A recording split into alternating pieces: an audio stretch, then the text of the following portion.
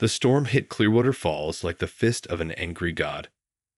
Marcus Chen pressed his face against the rain-streaked window of his cabin, watching trees bend impossibly in the wind. Lightning carved jagged scars across the black sky, illuminating the empty streets of what used to be a thriving town. Now only a few dozen people remained, stubborn holdouts refusing to abandon their homes to the corporate mining operations that had poisoned the water and driven everyone else away. Marcus had been one of those holdouts for 3 years now. After what happened in Geneva, after the project failed and people died, he needed this isolation. The guilt was a living thing inside his chest, feeding on silence and solitude. He deserved this exile. Thunder crashed overhead, so loud it rattled the windows. That's when he heard it, a small, desperate knocking at his front door. Marcus froze. Nobody came to his cabin. The few remaining townspeople had learned to avoid the strange man who lived on Maple Ridge. He checked his watch. 11:47 p.m. Who would be out in this weather? The knocking came again, weaker this time. Marcus grabbed a flashlight and moved toward the door, his bare feet silent on the wooden floor. Through the peephole, he saw nothing but darkness and rain. "Hello," he called out. "Please." The voice was so small he almost missed it over the storm. "I'm scared." A child. Marcus's heart clenched. He threw open the door and found a little girl standing on his porch, soaked to the bone. She couldn't have been more than 7 years old, with dark hair plastered to her skull and enormous brown eyes that reflected his flashlight beam like mirrors. "Jesus," Marcus breathed, immediately stepping aside. Come in. Come in." The girl stumbled into his cabin, leaving puddles on the hardwood. She wore a simple white dress that was now transparent with rain and no shoes. Her lips were blue with cold. "What's your name, sweetheart?" Marcus asked, grabbing a towel from the linen closet. "Where are your parents?" "Luna," she whispered, accepting the towel but not using it. She just stood there, dripping and shivering. "My mama. She's gone." Marcus felt something twist in his stomach. "Gone where? Are you lost?" Luna looked up at him with those impossibly large eyes. "The bad men took her. They want to take me too."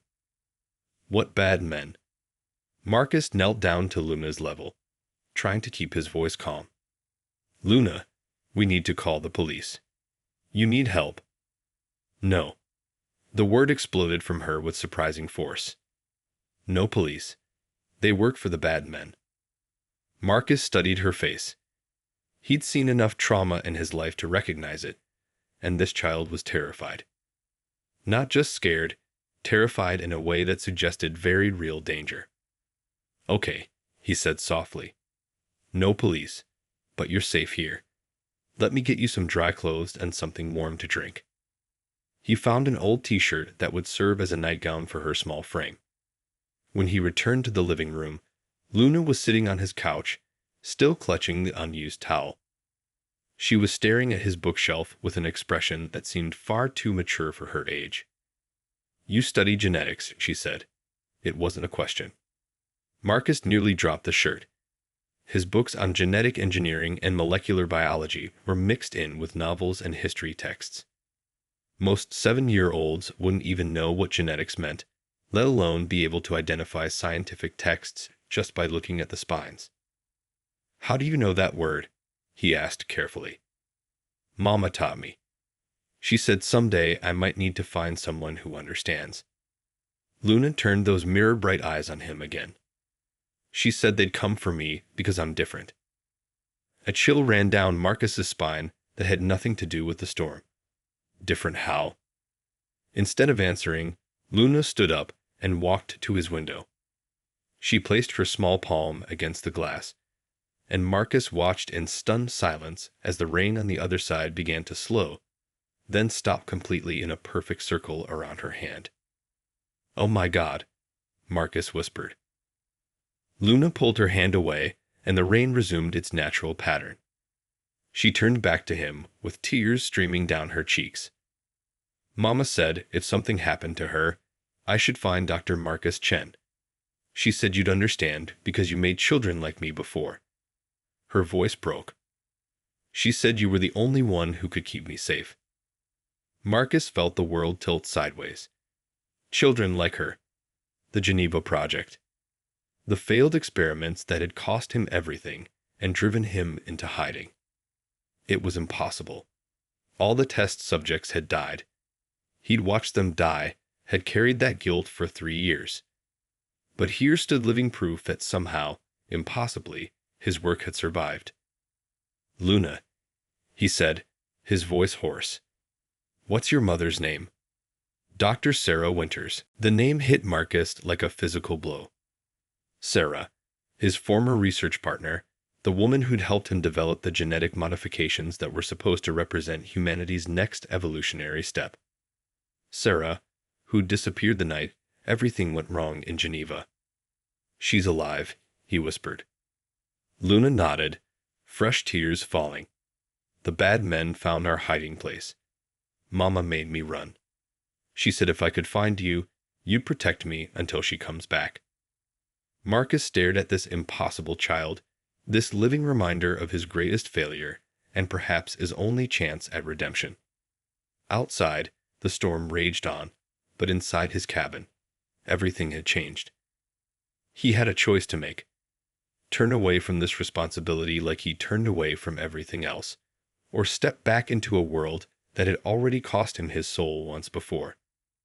Luna was still watching him with those strange, knowing eyes. Will you help me? She asked. Marcus closed his eyes and felt the weight of 3 years of guilt and isolation pressing down on him. Then he opened them and looked at this miraculous, terrifying child who carried his life's work in her DNA. Yes, he said. I'll protect you. The next 3 days passed in a blur of paranoid preparation. Marcus boarded up his windows, activated security systems he'd hoped never to use again, and tried to coax information from Luna about what exactly had happened to her and Sarah. The child was remarkably composed for someone who'd just lost her mother, but Marcus could see the trauma lurking beneath her calm exterior. Luna's abilities manifested in small ways throughout those days. She could influence the weather in localized areas, making rain stop or wind change direction within a few feet of her position. More disturbing were the moments when she seemed to read his thoughts, answering questions before he asked them or knowing things about him she couldn't possibly know. The guilt tastes like metal in your mouth, she said on the second morning, watching him make breakfast. Mama has the same taste, sometimes when she talks about Geneva. Marcus nearly dropped the coffee pot. Luna, you can't just. I don't mean to, she interrupted, her young voice heavy with exhaustion. It just happens. The feelings are so loud sometimes. By the third day, Marcus had begun to understand the magnitude of what Sarah had accomplished. Luna wasn't just genetically modified, she was something entirely new. The failed Geneva experiments had been attempts to enhance human cognitive and physical capabilities, but Luna represented a quantum leap beyond anything they'd imagined possible. She was also slowly dying. Marcus discovered this when he found her collapsed in his kitchen on the third evening, her skin pale and her breathing shallow. When he checked her pulse, it was racing at nearly 200 beats per minute. The changes are too fast, she whispered as he carried her to the couch. Mama said my body can't keep up with what I'm becoming. What kind of changes? Marcus asked, though he was beginning to suspect he already knew. Everything, Luna said simply. I can feel the thoughts of everyone in town. I know Mrs. Patterson is baking cookies 3 houses away. I can sense the migrating birds 50 miles north. Yesterday, I made it rain in just your backyard while the sun was shining everywhere else. Marcus felt his blood run cold. The modifications weren't just active, they were accelerating. Luna's nervous system was evolving at a rate that would burn out her body within weeks, maybe days. That's when the black SUVs arrived. Marcus was checking Luna's temperature when he heard the vehicles pulling into his driveway. Through a gap in the boarded windows, He saw 4 identical black trucks surrounding his cabin. Men in tactical gear were positioning themselves around the perimeter. They found us, Luna whispered, suddenly alert despite her fever. Who are they? Marcus demanded, grabbing the pistol he'd kept hidden under his couch. Nexus Corporation. They funded the Geneva project through shell companies. When everything fell apart, they took over the research. Luna struggled to sit up. Mama stole me from their facility 6 months ago. They've been hunting us ever since. A voice boomed from outside, amplified by a megaphone. Dr. Chen, we know you're in there with the subject. We're prepared to make this easy for everyone involved. Marcus peered through the window and saw a familiar figure standing beside one of the trucks. Dr. Elizabeth Kane, his former supervisor at Geneva. The woman who'd blamed him for the project's failure and made sure he'd never work in legitimate research again. Dr. Chen, Kane's voice continued, the child is dying. We can save her, but only if you surrender her to us immediately. Every minute you delay brings her closer to systemic organ failure. She's lying, Luna said, though her voice was weak. They don't want to save me. They want to weaponize me. Marcus believed her. He'd seen enough of Nexus Corporation's methods during the Geneva years to know they viewed human subjects as expendable resources. But Luna was right about one thing. She was dying, and he didn't have the medical equipment to help her. Dr. Chen, Kane called again, you have 60 seconds to make a decision. After that, we come in. Marcus looked at Luna, this impossible child who carried the future of human evolution in her genes. 3 years ago, he'd failed to protect the other test subjects. He'd let his pride and ambition blind him to the dangers of what they were creating. Children had died because of his choices. Not this time. Can you walk? He asked Luna. She nodded, though he could see the effort it took. Marcus had spent 3 years preparing for this moment, even if he hadn't realized it at the time. His cabin had more than one exit, and he'd spent months mapping every trail and hideout in the surrounding mountains. If they moved fast and stayed quiet, they might have a chance. There's a tunnel in my basement that leads to the old mine shaft, he told Luna. From there, we can reach the abandoned ranger station on Pine Ridge. It's got a radio. We can call for help. Who would help us? Luna asked. Marcus thought about that. Everyone he trusted in the scientific community had either betrayed him or abandoned him after Geneva. The government agencies were likely compromised. Local law enforcement was probably in Nexus's pocket. Your mother, he said finally. We'll find a way to contact your mother. Time's up, Dr. Chen, Kane announced. The sound of breaking glass came from the front of the cabin. Marcus grabbed Luna's hand and ran for the basement stairs. Behind them, tactical boots thundered across his living room floor. The tunnel was narrow and dark, carved out of the mountainside by miners decades ago. Marcus used his phone's flashlight to guide them through the winding passage, Luna's small hand gripping his tightly. He could hear her labored breathing echoing off the stone walls. They emerged from the tunnel into the cold mountain air just as explosions lit up the sky behind them. Nexus was destroying his cabin, eliminating any evidence of what had happened there. This way, Marcus whispered, leading Luna up a steep trail toward the abandoned ranger station. That's when they heard the helicopter. The searchlight swept across the mountainside like a mechanical eye, hunting for movement. Marcus pulled Luna behind a cluster of boulders just as the beam passed over their hiding spot. They have thermal imaging, Luna said, her voice barely audible over the rotor noise. They'll find us in minutes. Marcus looked at this dying child, this miraculous mistake from his past, and made a decision that would change everything. Not if they can't see our heat signatures, he said. He didn't know if it would work, but Luna's abilities seemed to respond to extreme emotional states.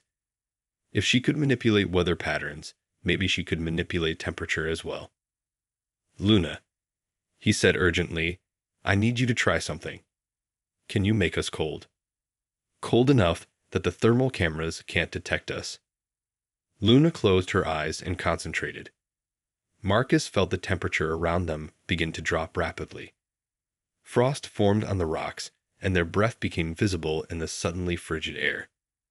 The helicopter's searchlight passed over them again, but this time it didn't stop. They huddled together in their pocket of artificial winter, watching the aircraft search the mountainside for heat signatures that no longer existed. After what felt like hours, the helicopter moved on to search other areas. But Marcus knew this was just the beginning. Nexus Corporation had found them once. They'd find them again.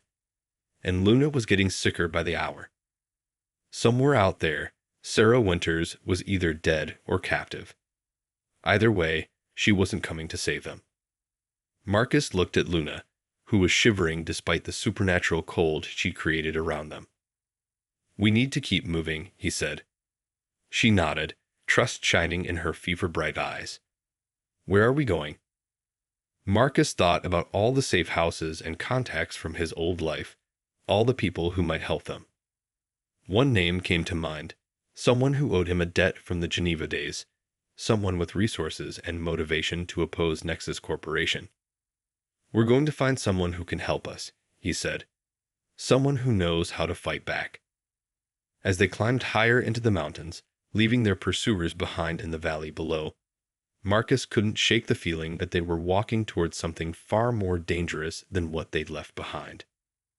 Dr. James Morrison lived in a fortress disguised as a research facility, hidden deep in the Canadian Rockies 200 miles north of the border. It took Marcus and Luna 4 days to reach him, traveling only at night and avoiding all main roads. Luna's condition worsened with each passing hour. Her fever spiked to dangerous levels, and twice Marcus thought he was going to lose her to seizures that left her unconscious for hours. But her abilities were also growing stronger. She could now affect weather patterns across entire valleys, and her telepathic range had expanded to include not just emotions but actual thoughts. More disturbing still, she'd begun to demonstrate precognitive flashes, knowing about dangers before they appeared, predicting the movements of their pursuers with uncanny accuracy. "They're coming from the east," she whispered on their final night of travel, pointing toward a mountain pass still invisible in the darkness. 12 men in 2 vehicles. "They'll be here in 20 minutes. Marcus no longer questioned her predictions. They'd kept them alive for 4 days. Morrison's facility looked like an abandoned weather station from the outside, but Marcus knew it contained some of the most advanced genetic research equipment in the world. Morrison had been his closest friend during the Geneva years, the only researcher who'd stood by him when everything collapsed. He'd also been the one to warn Marcus that Nexus Corporation was planning to eliminate all witnesses to their involvement in the project. The security system recognized Marcus's biometrics and allowed them through 3 layers of automated defenses. They found Morrison in his lab, a thin man with prematurely gray hair and hands that shook slightly from too much caffeine and too little sleep. "Marcus," Morrison said, looking up from a microscope. "I was wondering when you'd finally show up, and this must be the miracle child everyone's looking for." He gestured to a wall of monitors displaying news feeds, corporate communications, and what appeared to be satellite tracking data. Headlines scrolled past. "Terrorist attack on corporate research facility. Missing child believed kidnapped by extremist scientist. International manhunt underway." "They're calling you a terrorist," Morrison said calmly. "Nexus claims you kidnapped Luna from a legitimate research facility and murdered several security guards in the process." "That's not what happened," Marcus said. "I know. Sarah contacted me yesterday." Marcus felt his heart skip a beat. "Sarah's alive." "Barely. She's in a Nexus detention facility in Colorado, but she managed to get a message out through underground channels. She confirms what I suspected. Luna isn't just a successful test subject from Geneva. She's something entirely new." Morrison led them to a medical examination room where Luna allowed herself to be connected to various monitoring devices. The readings made Morrison's face pale. Her neural activity is off the charts, he murmured, studying the brain scans. It's like watching a human mind evolve in real time. But her body can't sustain this level of change much longer. How long does she have? Marcus asked. Days, maybe hours. The modifications are consuming her cellular structure faster than it can regenerate. She's literally burning herself out. Luna, who had been quietly listening, spoke up. Mama said there was a way to stop it. Something about a stabilization protocol. Morrison nodded grimly. Sarah developed a theoretical treatment during her captivity. It would require a complete genetic restructuring using a stabilizing agent derived from the original Geneva samples. What original samples? Marcus asked. Everything was destroyed. Not everything. Morrison pulled up a file on his computer. I saved tissue samples from all the test subjects, including the successful modifications. I've been continuing the research in secret, trying to understand what went wrong. Marcus stared at the data, recognizing genetic sequences he'd helped design years ago. You've been experimenting on yourself.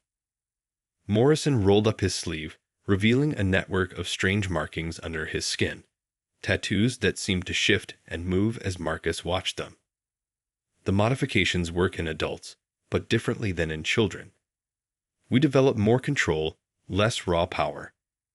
I can't manipulate weather like Luna, but I can process information at superhuman speeds and interface directly with electronic systems. As if to demonstrate, Morrison placed his hand on his computer keyboard. The monitors around the room began displaying new information at impossible speeds: financial records, corporate communications, satellite imagery, all processing through Morrison's enhanced mind. That's how I've been tracking Nexus operations, he explained. They have facilities on 3 continents now, all working on weaponizing genetic modifications like Luna's. She's not just a test subject. She's a prototype for an army. An army of what? Marcus asked. Enhanced soldiers, psychic weapons, living surveillance systems. Nexus has contracts with governments around the world to produce genetically modified humans for military applications. Luna suddenly stiffened, her eyes rolling back to show only white. When she spoke, her voice carried an electronic distortion. They'd found us. 7 aircraft approaching from multiple vectors. ETA 4 minutes. Morrison's hands flew across his keyboard. Impossible. My security systems should have detected. They're using Luna's own bioelectric signature to track her, Marcus realized. Every time she uses her abilities, she creates a unique electromagnetic pattern. They've learned to follow it. The facility's alarm systems began blaring. Through the reinforced windows, Marcus could see aircraft lights approaching through the mountain peaks. We need to run, Marcus said. No. Morrison was still typing furiously. There's another option. I can start the stabilization protocol now here. It's risky and I haven't finished testing it, but it might save Luna's life and eliminate her trackable signature at the same time. What's the risk? Marcus asked. Morrison met his eyes. It could kill her. Or it could change her into something we don't recognize. The protocol involves rewriting her genetic code while she's still alive. No one has ever survived that level of modification. The sound of helicopters filled the air outside. Tactical lights blazed through the windows as Nexus forces surrounded the facility. Dr. Morrison. A familiar voice echoed through external speakers. Dr. Chen. You have 30 seconds to surrender the subject, or we will level this entire facility. Luna looked at Marcus with those impossible eyes. The choice is mine, she said quietly. I can feel what the protocol will do to me. It's like dying and being born at the same time. Luna. But I also know what happens if Nexus takes me. I've seen it in their thoughts. They'll use me to hurt people, to control them. They'll make more children like me and turn them into weapons. Marcus knelt beside her examination table. What do you want to do? Luna closed her eyes and reached out with her mind, touching the thoughts of every Nexus operative surrounding the facility. Marcus watched her face change as she absorbed their intentions, their orders, their complete lack of regard for her as anything more than a valuable asset. "Start the protocol," she said. Morrison's hands hesitated over the controls. "Luna, once I begin, there's no stopping it. You'll either emerge as something beyond human, or I'll die as myself instead of living as their weapon," Luna finished. "Do it." The first explosions shook the facility as Nexus forces began their assault. Morrison initiated the stabilization protocol, and Luna's body began to glow with an inner light that grew brighter by the second. Marcus watched in amazement and terror as the child he'd sworn to protect began to transform into something that might no longer need his protection. Outside, Nexus Corporation's weapons fired into the mountain, trying to reach the miracle they wanted to possess. Inside, that miracle was choosing its own destiny. The transformation lasted 17 minutes. Marcus timed it, watching the digital readouts as Luna's genetic structure rewrote itself in real time. Her body temperature spiked to levels that should have killed her, then plummeted below freezing.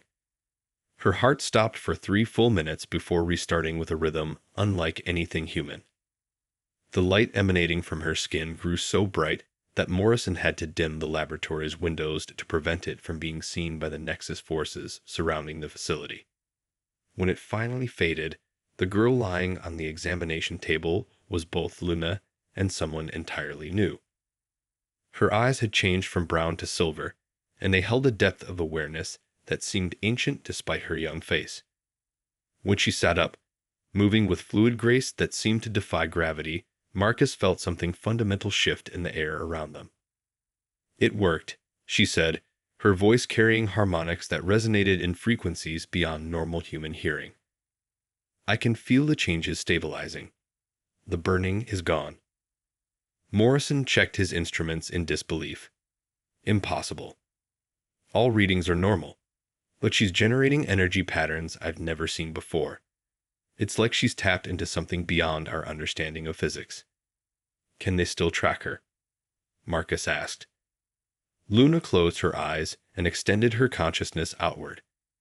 Marcus watched the monitoring equipment register massive electromagnetic activity, then suddenly go completely silent. "No," she said. "I can control my bioelectric signature now. To their instruments, I no longer exist." The sound of explosions had stopped outside. Through the facility's communication system, they could hear Nexus operatives reporting to their commanders. "Target signature has vanished, sir. All tracking equipment shows negative readings." "That's impossible. Expand the search grid." "Sir, it's like she just disappeared." Luna smiled, and Marcus felt a chill run down his spine. There was something in that expression that was no longer entirely childlike. "They can't find what they can't perceive," she said. "But I can find them." Before Marcus could ask what she meant, Luna's consciousness expanded outward like an invisible wave. Her enhanced awareness touched every mind within a 50-mile radius, mapping thoughts, intentions, and emotions with perfect clarity. "There are 43 Nexus operatives in the area," she reported, her voice taking on the detached quality of someone reading data. "Command structure includes Dr. Elizabeth Kane, 3 tactical unit leaders, and specialized retrieval teams equipped with genetic sampling equipment." Morrison stared at her in amazement. "You're reading their minds from this distance?" "Not just reading, influencing." Luna's silver eyes focused on something beyond the laboratory walls. "Watch." Through the facility's security cameras, they observed something extraordinary happening to the Nexus forces outside. The operatives began to experience what appeared to be massive confusion. Some wandered away from their positions, others started dismantling their own equipment. Within minutes, the highly coordinated military operation had devolved into complete chaos.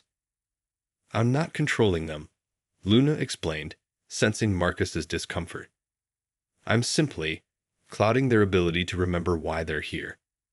They'll return to their base with reports of equipment failure and negative search results." Marcus watched the helicopters lifting off and flying away, their pilots looking dazed and uncertain. "That's terrifying," he said quietly. "Yes," Luna agreed. "It is." The simple acknowledgement was somehow more disturbing than the demonstration of power itself. The Luna who had knocked on his door a week ago would never have spoken so calmly about terrifying abilities. "The modifications are affecting her personality," Marcus said to Morrison. "She's losing her humanity." "I'm not losing it," Luna corrected. "I'm expanding beyond it. I can still feel everything I felt before, but now I also feel the thoughts and emotions of everyone around me. The suffering, the fear, the small cruelties people inflict on each other every day. It's overwhelming." She looked at Marcus with those silver eyes, and he saw pain there along with the power. "I understand now why the original Geneva subjects died," she continued. "It wasn't their bodies that failed, it was their minds. Human consciousness wasn't designed to hold this much awareness. We're like insects suddenly given the ability to perceive the entire universe. Most minds simply break under the weight of infinite perception. But yours didn't," Morrison observed. "Because I'm not trying to remain human," Luna said. "I'm allowing myself to become what the modifications intended. Something new." Marcus felt a deep sense of loss, as if the child he protected was dying even as her body lived. "Luna, you're 7 years old. You shouldn't have to carry this burden." "Age is just a measurement of time experienced in a linear fashion," she replied. "I can perceive all moments simultaneously now. Past, present, and potential futures exist as a single tapestry. In that context, I'm simultaneously 7 years old and ancient." She turned to Morrison. "You have something to show us. About my mother." Morrison looked startled. "How did you?" "I can see the guilt patterns in your electromagnetic field. You've been hiding information about Sarah Winters." Reluctantly, Morrison pulled up a classified file on his computer. "I didn't want to tell you until we were sure you'd survive the stabilization protocol. Sarah isn't just being held prisoner by Nexus. She's dying." The file contained medical records and surveillance footage from the Nexus detention facility. Sarah looked years older than Marcus remembered, her body clearly suffering from some kind of systematic poisoning. "They've been using her as a test subject," Morrison explained, "trying to reverse engineer Luna's abilities by experimenting on her mother's genetic code. The process is killing her." For the first time since her transformation, Luna's composure cracked. Her silver eyes filled with tears, and the temperature in the laboratory dropped 10 degrees. "How long does she have?" Luna asked, her voice small and human again. "Days, maybe a week if she's strong." Luna stood up from the examination table, her movements suddenly filled with purpose. "Then we're going to rescue her." "That's impossible," Marcus said. "The facility is in the middle of Colorado, surrounded by military installations. Even with your abilities." "My abilities are beyond what you understand," Luna interrupted. "I can perceive the quantum structure of reality itself. Matter, energy, space, and time are just different expressions of the same fundamental forces. I can manipulate them all." To demonstrate, she gestured toward a metal chair across the laboratory. The chair began to change, its atomic structure shifting until it became something that looked like liquid mercury while retaining its solid properties. "But every use of power like that damages the local space-time continuum," she continued, changing the chair back to normal. "If I'm not careful, I could tear holes in reality itself. That's why I need your help." Marcus stared at this being who had once been a frightened child seeking his protection. "What kind of help?" "I need you to help me remember how to be human," Luna said. "To anchor me to my emotions and my connections to other people. Without that anchor, I'll lose myself in the infinite and become something that doesn't care about saving anyone." She looked at both men with an expression that managed to be both ancient and desperately young. I can save my mother and stop Nexus Corporation from creating an army of genetically modified weapons. But I need you to help me remember why that matters. Marcus thought about the frightened little girl who had appeared at his door during a storm, and the impossible being she had become. Somewhere between those two versions of Luna was a person worth saving. "What do you need us to do?" he asked. Luna smiled, and for a moment, she looked 7 years old again. "Help me remember what love feels like," she said. "Then help me use that feeling to change the world." The Nexus Biotech Research Facility in Colorado was a fortress of steel and concrete buried 3 levels underground beneath what appeared to be an innocuous agricultural research station. Luna stood at the edge of the wheat field that concealed the true facility, her silver eyes scanning layers of reality invisible to Marcus and Morrison. 17 guards in the upper levels, 43 researchers and technicians in the main laboratories, and 12 prisoners in the detention wing, she reported.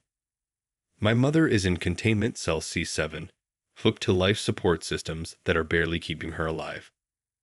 They had traveled from Morrison's facility in a matter of hours, not by vehicle, but by Luna manipulating the quantum fabric of space itself, folding distance until they simply stepped from the Canadian Rockies into the Colorado Plains. The experience had left Marcus nauseated and profoundly disturbed by the casual violation of physical laws. "Security systems?" Morrison asked, checking his modified tablet that interfaced directly with his enhanced nervous system. "Electronic surveillance, motion detectors, genetic scanners, and something else," Luna said, frowning. "They have another modified human inside.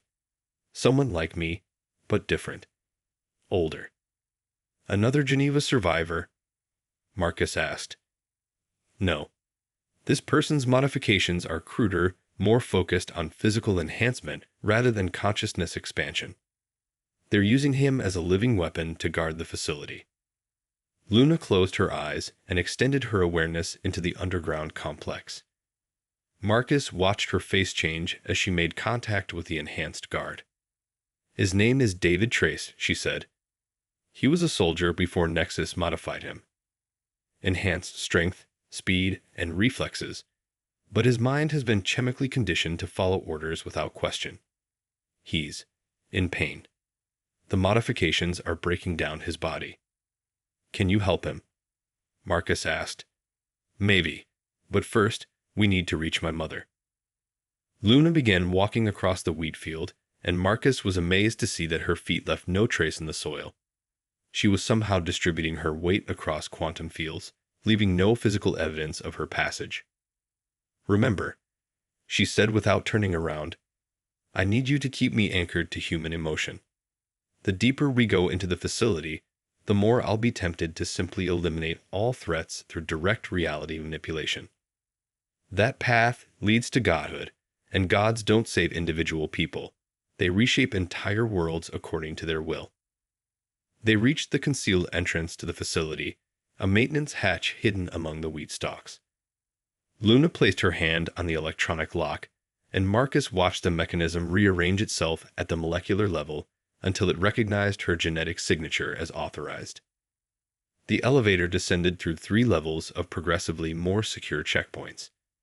At each one, Luna subtly influenced the electronic systems and the minds of the guards, creating blind spots in their perception that allowed the team to pass unnoticed. But Marcus could see the effort was taking its toll. With each use of her abilities, Luna's expression became more distant, more detached from human concerns. Her silver eyes grew brighter, and when she spoke, her voice carried increasingly complex harmonics. "The quantum probability matrices are shifting," she said as they reached the main laboratory level. "Multiple potential futures are collapsing into a single outcome. Someone here is making a decision that will affect everything." They found Dr. Elizabeth Kane in the central laboratory, standing over a containment tank filled with pale blue fluid. Floating inside the tank was what appeared to be a human embryo, but Marcus could see immediately that it had been extensively modified. "Project Genesis," Kane was saying to a group of corporate executives via video conference. Our attempt to create the perfect soldier from the ground up. Unlike the Luna subject, this one will have no inconvenient emotional attachments or moral constraints. Luna stepped into the laboratory, her presence somehow making the air itself shimmer with barely contained energy. "Hello, Dr. Kane," she said calmly. Kane spun around, her face going pale. "Impossible. Our tracking systems showed no sign off." "Your tracking systems show what I allow them to show," Luna interrupted. "Where is my mother?" Before Kane could respond, alarms began blaring throughout the facility. The enhanced guard, David Trace, burst through the laboratory doors, moving with inhuman speed. He was enormous, nearly 7 feet tall with muscles that seemed to strain against his skin. His eyes were solid black, and Marcus could see surgical scars covering his arms and neck where the modifications had been installed. "Neutralize the intruders," Kane ordered. David launched himself at Luna with speed that turned him into a blur.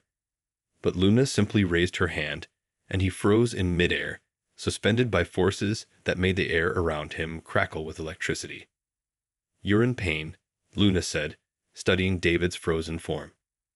"The neural inhibitors they implanted are suppressing your natural brain chemistry. You haven't slept without nightmares in 3 years." "How are you?" Kane began. "I can see his memories," Luna replied, her voice taking on that disturbing harmonic quality again. "The missions they sent him on. The people he killed while they controlled his mind. The family he had before they took him." Luna's silver eyes blazed brighter, and Marcus felt the temperature in the room drop. This was exactly what he'd been afraid of. Luna losing herself in the enormity of her perceptions. "Luna," Marcus said carefully, "remember what we talked about. Stay connected to your human feelings." But Luna was already reaching deeper into David's mind, her consciousness intertwining with his in ways that violated every principle of individual identity. "I can fix him," she said. "Remove the control implants, heal the damage to his nervous system. But the process will require temporarily merging our consciousness completely."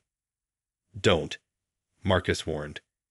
"You said yourself that infinite perception breaks human minds. If you try to hold both your awareness and his—" "I won't be human anymore," Luna finished. "I'll become something that thinks in terms of species and civilizations rather than individuals."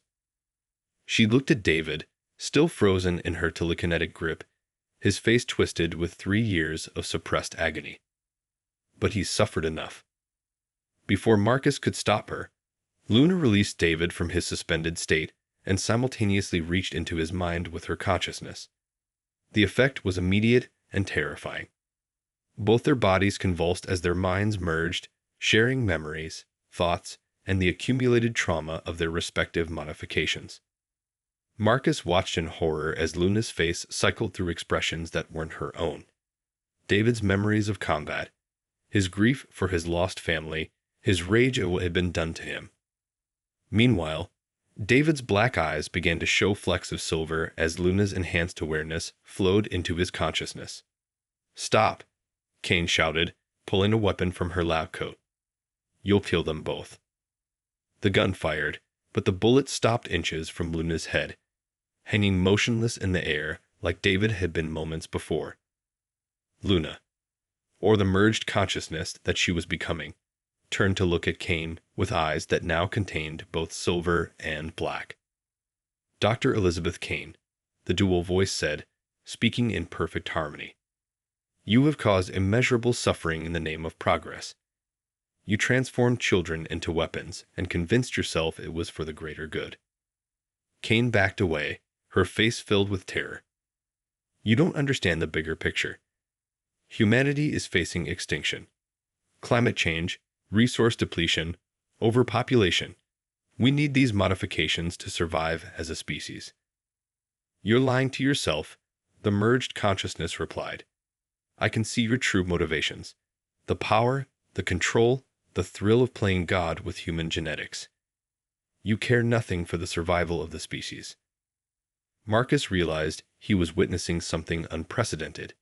two modified humans sharing consciousness, their combined abilities creating something far beyond what either could achieve alone. But he could also see that Luna was losing herself in the merger, her individual identity dissolving into something larger and more terrible.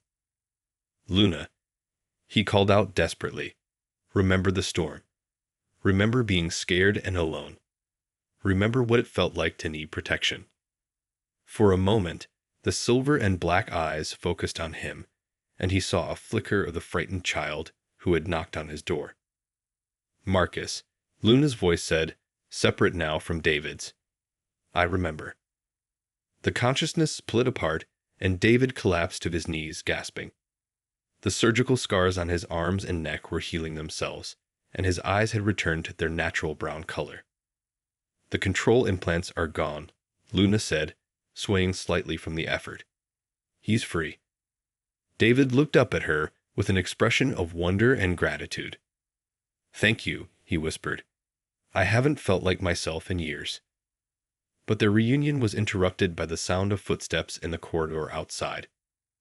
Dozens of Nexus security personnel were converging on the laboratory, drawn by the alarms and the quantum disturbances Luna's abilities had created. We need to find my mother, Luna said, turning toward the door. Detention wing is through that corridor, David said, struggling to his feet. But there are genetic locks on every door. They're keyed to prevent enhanced individuals from escaping. Luna smiled grimly. Those locks are based on detecting specific genetic markers. But what if I temporarily change my genetic structure?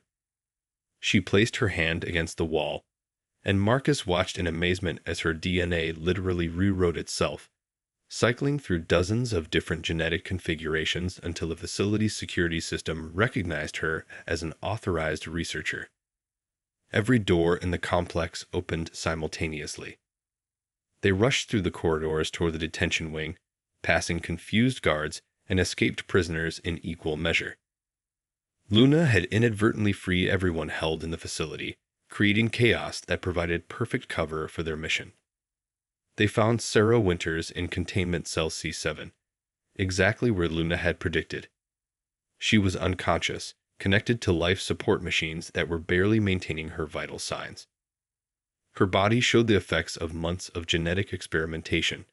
Her hair had turned completely white, and her skin had taken on a translucent quality that revealed the network of modified blood vessels beneath. Mama, Luna whispered, tears streaming down her cheeks. Marcus checked Sarah's vital signs and felt his heart sink. She's in multiple organ failure. Even with enhanced medical technology, I don't think. I can save her, Luna said, placing her hands on her mother's chest.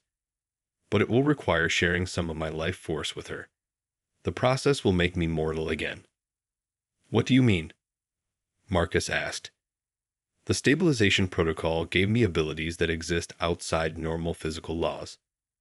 But those abilities are sustained by quantum energy that's slowly burning through my cellular structure.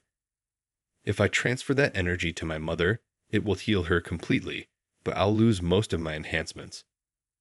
Luna looked at her dying mother, then at Marcus. I'll be human again. Vulnerable. Ordinary.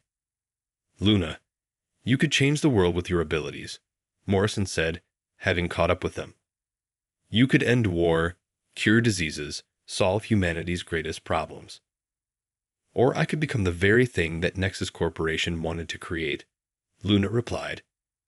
A weapon of infinite power with decreasing connection to human empathy. I felt myself changing with every use of my abilities. Soon, I won't care about individual people anymore, only about abstract concepts like species survival and evolutionary progress. She leaned down and kissed her mother's forehead. I'd rather be human and save one person I love than be a god who saves everyone while feeling nothing. The transfer began immediately. Light flowed from Luna's body into Sarah's, and Marcus watched the monitors as Sarah's vital signs began to strengthen. Color returned to her skin, and her breathing became deeper and more regular. But Luna was changing too. Her silver eyes faded back to brown, and the aura of otherworldly power that had surrounded her since the transformation began to dissipate. "It's working," Morrison said, checking his instruments. "Sarah's genetic structure is stabilizing. The damage from the experiments is reversing itself."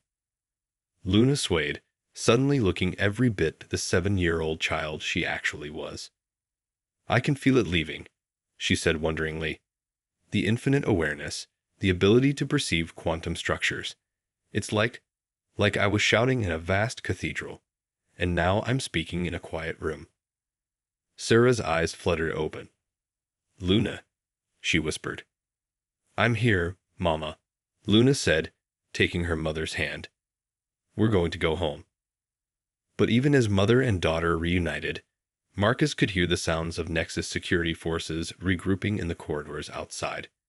They had perhaps minutes before the facility would be locked down completely. "We need to leave," David said from the doorway, where he was standing guard.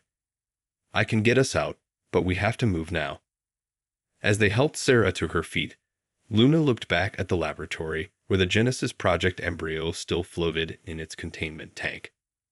"What about the others?" she asked. "The prisoners, the experiments Nexus is conducting?" Marcus saw the moral weight of the question in her young eyes. Luna might have given up her godlike abilities, but she hadn't lost her conscience. "We'll come back," he promised. "When you're both stronger, when we have a plan, we'll come back and shut down all of it." Luna nodded, accepting the compromise. As they made their way through the chaotic corridors of the facility, Marcus reflected on what he'd witnessed. A child had been transformed into something beyond human, had tasted infinite power, and had chosen to give it up for love. Perhaps that was the most human thing of all. But as they escaped into the wheat fields above, Marcus couldn't shake the feeling that their story was far from over.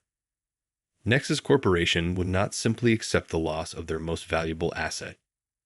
They would hunt Luna and her family across the world, and next time, they would be prepared for her abilities. The question was, would a mortal 7-year-old girl and her protectors be enough to stop them?